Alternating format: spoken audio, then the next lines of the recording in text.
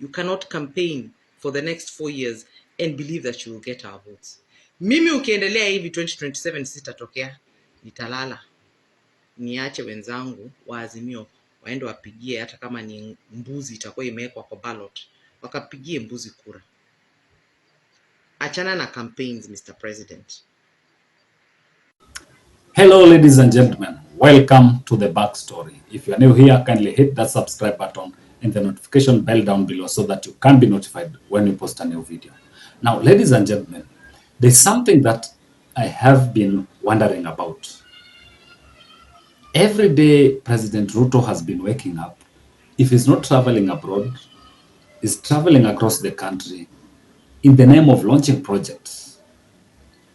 And one thing that has been bothering me is, at what time will President Ruto sit down in office and administratively govern this country?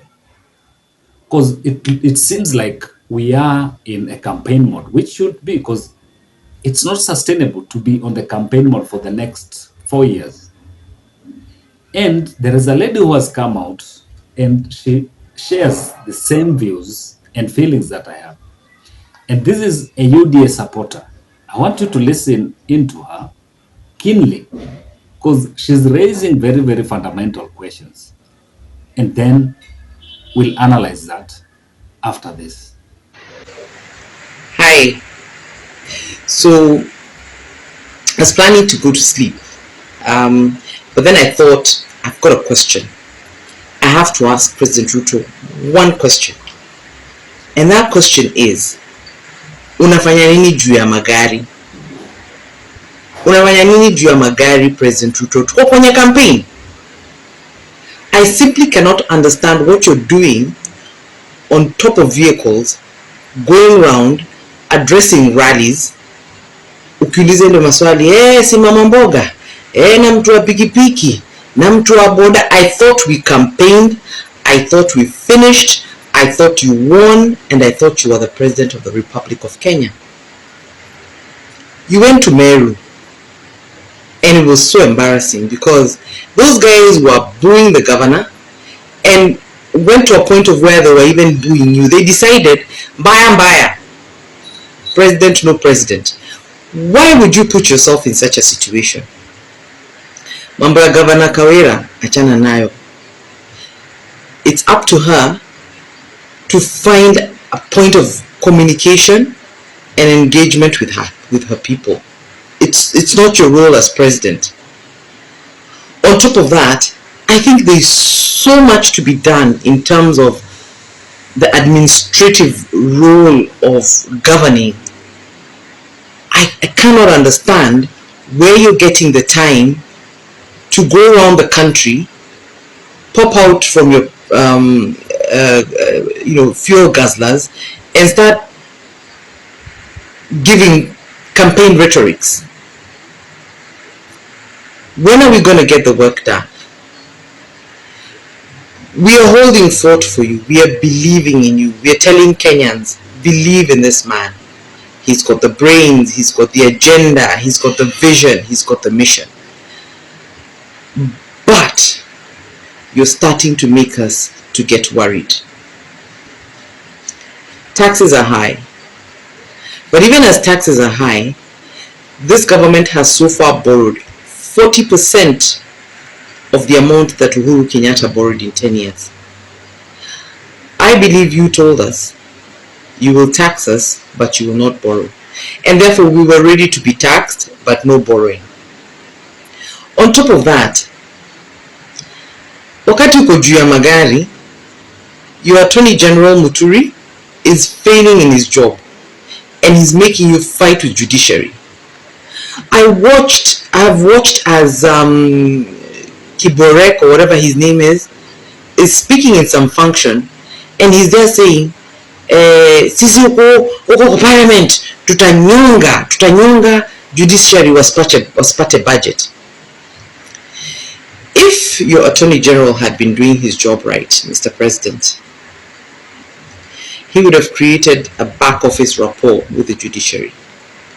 He would have been able to know sit with them in a round table, understand where the government has gone wrong in implementing the housing agenda, the medical agenda, all those government projects that the judiciary has blocked.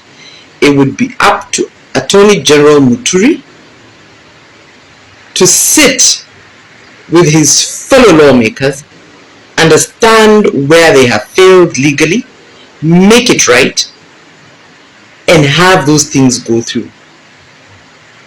But when it takes to have the leader of majority, good friend of mine, I respect him a lot, but when Honorable Ishungwa stands up and calls a judge a pumbavu, I can assure you, Wanjiku on the ground was not impressed.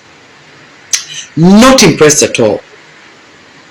Everybody, and I'm telling you, everybody is really wondering what is happening in this government. Where are all those intelligent people that we saw during the campaigns?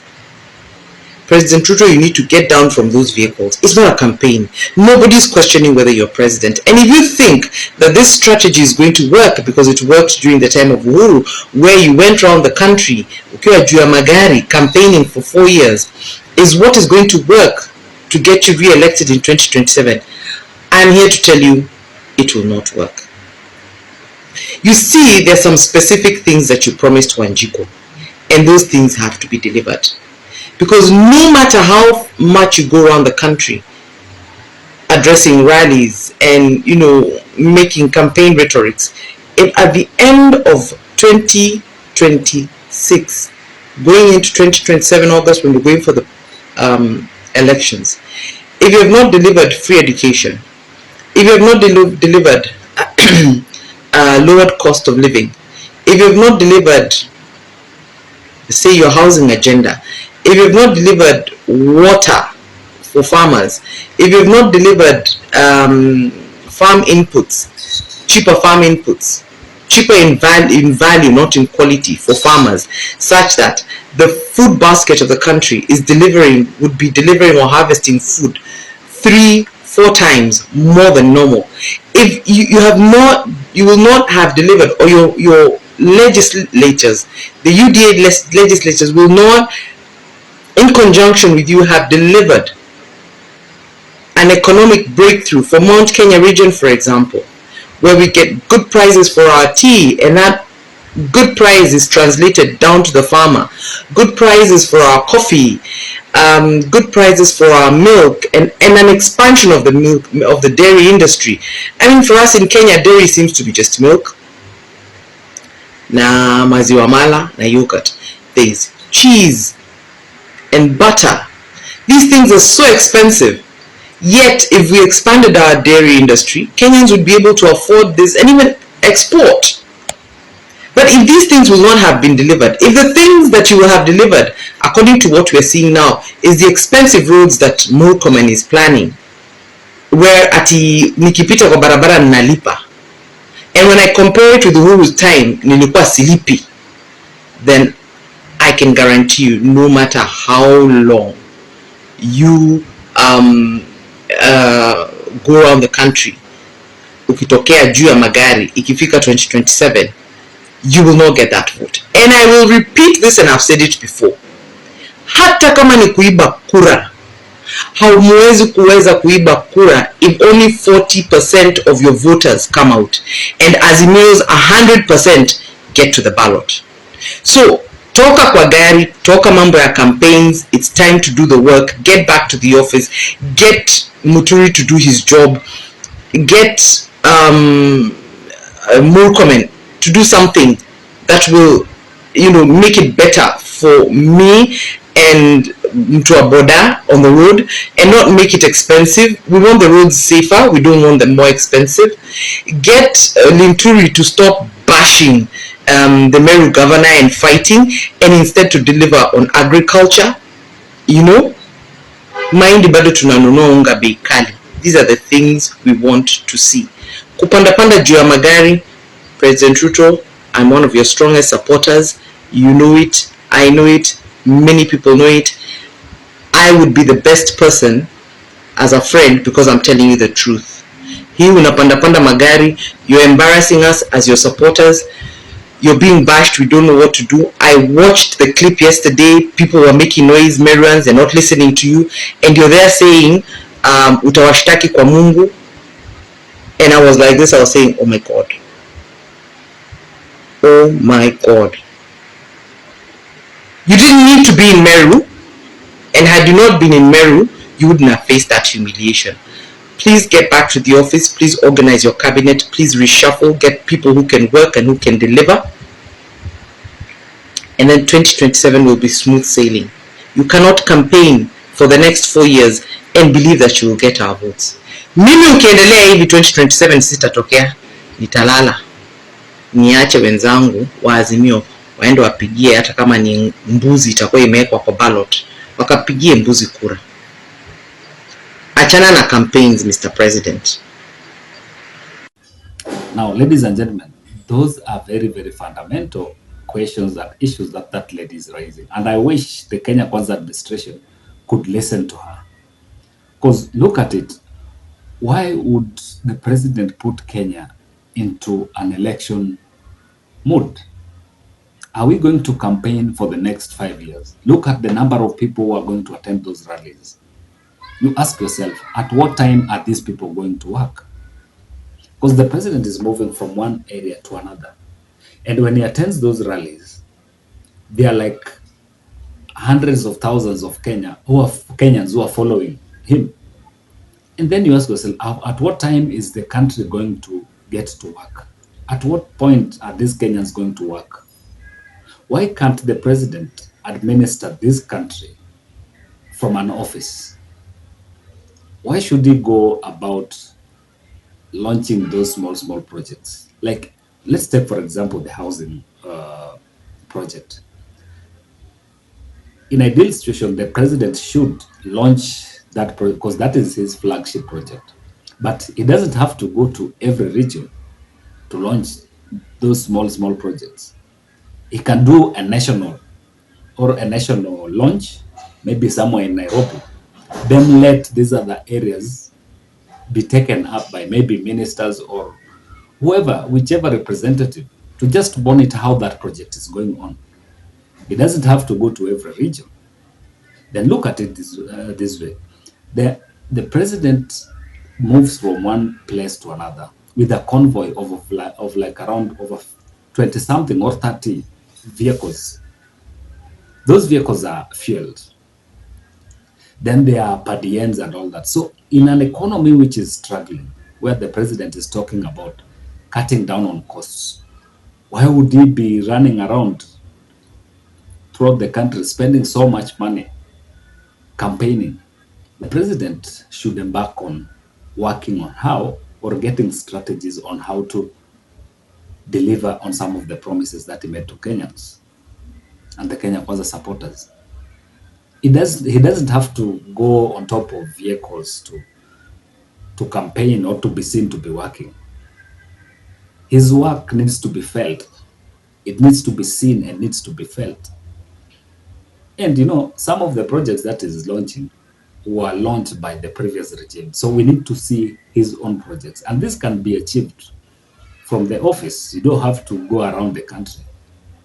How many times did we see Kibaki running around, launching projects here and there, campaigning in the name of launching projects?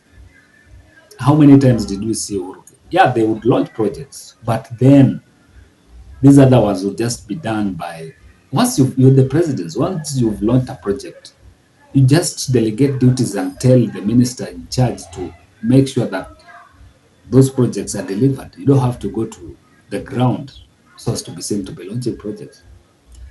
The same issue has made other political parties now come out to start working on how they can revamp their parties. Look at what was happening yesterday.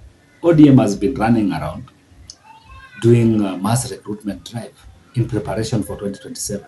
PNU started yesterday. So we like setting this country in a campaign mode, a country which is struggling economically. Why can't we get a way in which we can boost our economy? Let people work. Sit down with technocrats, sit down with Kenya Association of Manufacturers, sit down with FKE, sit down with professionals in this industry.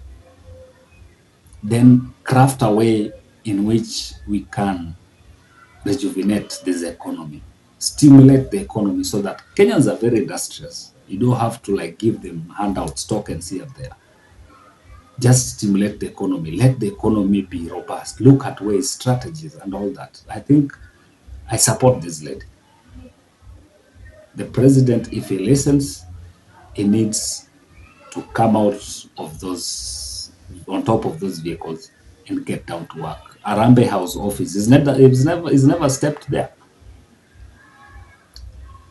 Then they, after failing, then they make a lot of noise. Because some of these things that are being challenged in the court of law, if they were sitting down and strategizing, they would know that this is the procedure. You don't need to just make declarations. After making those declarations, there is the law that should anchor some of these declarations, some of the promises that you made to Kenyans, some of the promises that you made to Kenya Kwanza supporters. You need to look at the law and see how to anchor them. But if you are always on top of the vehicle, how will they know? Anyway, that is it from us today, ladies and gentlemen. Until next time, bye-bye.